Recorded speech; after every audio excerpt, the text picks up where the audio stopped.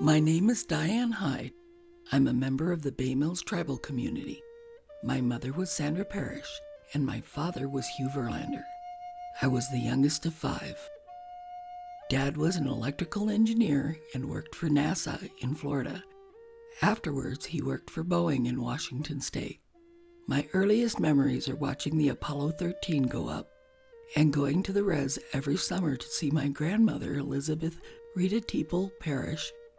When I was growing up, my brothers and sisters told me I was the problem child. My brother even used to tell me I was adopted. It seemed that no one understood me, not the schools nor the counselors.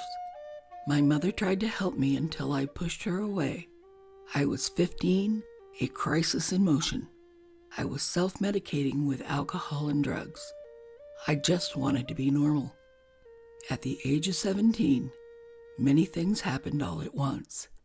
I was diagnosed with manic depression, also known as bipolar. I was given lithium, then taken off, then I was switched to Depakote, which I've been on ever since. I managed to get clean and sober by going to AA meetings. That's when I met a guy who became my boyfriend. My mom didn't want me to go out with him, but I did. Afterwards, she kicked me out of the house.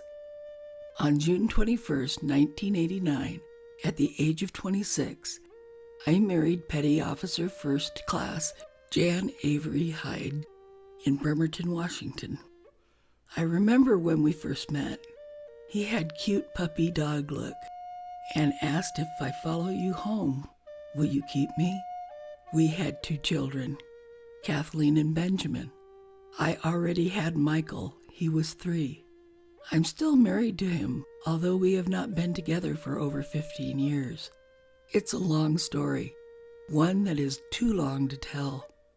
When I was 32, I was treated for ADHD and court-ordered to take Concerta, which is like Ritalin, but it is a time-released medication. Taking it was like turning on a light for me. My whole life improved. Around that same time, I was diagnosed with borderline personality disorder and had to go for counseling. I have no illusion about my mental health, and I am a recovering alcoholic and addict with problems other than substance abuse. Like Mark Harmon, I want to educate others about being bipolar. I have a great problem with people who make assumptions. When they hear I'm bipolar, they assume I'm totally dysfunctional. People also make assumptions I am slow and developmentally challenged. I am not. Like the other day, when a lady at church told a visitor that I was bipolar, I later overheard her whisper, "You'd never know." I don't get angry like I used to, but it makes me sad. You can be diagnosed with bipolar, but remember, it's not the end of the world. It's not a death sentence.